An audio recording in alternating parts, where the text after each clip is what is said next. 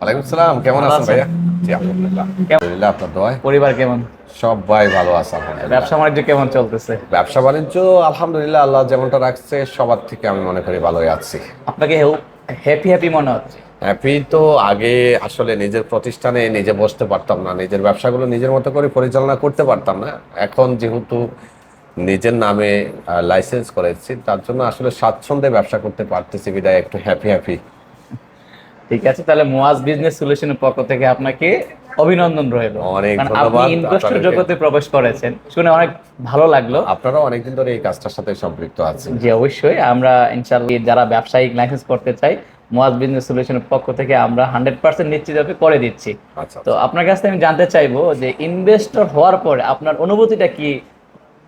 অনুভূতি বলতে আগেও আমি ব্যবসায়ী ছিলাম, এখন আমি ব্যবসায়ী। ইনভেস্টর হওয়ার আগে কিন্তু আমি সৌদি সরকারের যে নিয়ম আছে নিয়মের মতো বা নিয়ম অনুযায়ী ব্যবসা করতে পারিনি।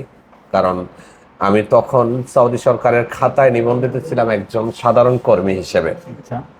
আর যখন আমি ইনভেস্টর লাইসেন্স নিয়েছি, লাইসেন্স নেওয়ার পরে আমি একজন ব্যবসায়ী হিসেবে সৌদি সরকারের খাতায় বা সিস্টেমে উল্লেখিত হয়েছে। এই কারণে এখন আমি স্বাচ্ছন্দ্যে আসলে ব্যবসা পরিচালনা করতে পারতেছি, কোনো টেনশন নেই আমার এখন।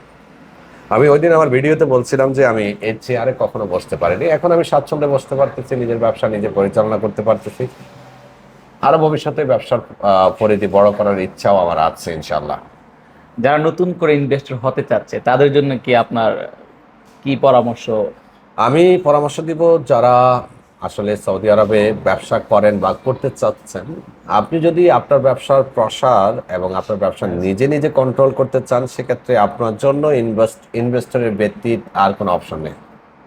এই মুহূর্তে আপনাকে ইনভেস্টর হওয়াটাই আমি মনে করি উত্তম, কারণ তাসাত্তুত তেজারি কাভার আপ বিজনেস। আপনি সৌদিকে সামনে রেখে তার নামে ব্যবসা করা, এটা সৌদি বাণিজ্য মন্ত্রণালয়ের এগেনিস্টে। বাণিজ্য মন্ত্রণালয় 2021 সালে কিন্তু ডেডলাইন ঘোষণা করেছিল, আপনার খেয়াল আছে? আর সেটাই কিন্তু এখন ইনভেস্টর হিসেবে প্রসার হয়েছে। অবশ্যই।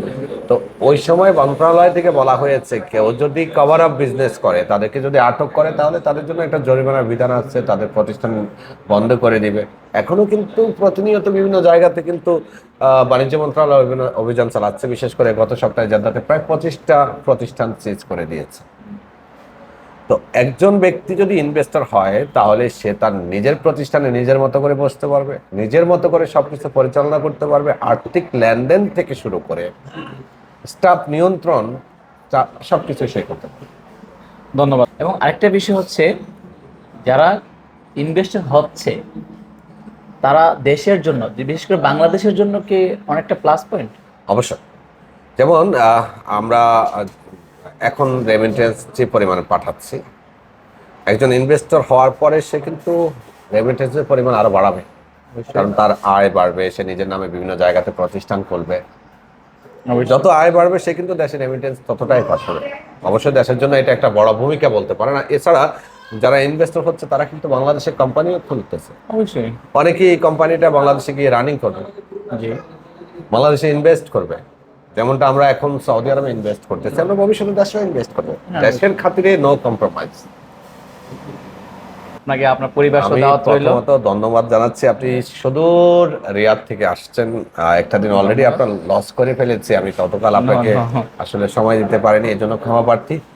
আর আপনাদের সবার প্রতি অনুরোধ থাকবে, আমার এই ভিডিওটা যারা দেখবেন, দেখুন, স্বাচ্ছন্দ্যে নিজের মতো করে ব্যবসা করতে চাইলে ইনভেস্টর হন। তবে হ্যাঁ, সবাইকে আমরা ইনভেস্টর হওয়ার জন্য মোটিভেট করব না। আপনার ছোট মোটো ব্যবসা, আপনি এখনো বড় কোনো কিছু পরিকল্পনা করেননি, সেক্ষেত্রে আপনি ইনভেস্টর হওয়ার আমার মতে এই মুহূর্তে দরকার নেই। কারণ ইনভেস্টর হলে আপনাকে হিউজ একটা অ্যামাউন্ট প্রথমেও খরচ করতে হবে, ইয়ারলিও খরচ করতে হবে। তো যাদের আমি বলবো যে বড় পরিসরে ব্যবসা আছে বা যাদের পরিকল্পনা আছে যে বড় কিছু করার, তারা আসুন, ইনভেস্টর হন। কারণ ইনভেস্টর হলে আপনি নিশ্চিন্তে নিজের নামে যখন যেখানে খুশি সেখানে আপনি ব্যবসা প্রতিষ্ঠান খুলতে পারেন। বর্তমানে তো 3 ক্যাটাগরির লাইসেন্স পাওয়া যাচ্ছে, 3 ক্যাটাগরির যে কোনো একটা ক্যাটাগরি নিয়ে আপনি ব্যবসা পরিচালনা করতে পারেন।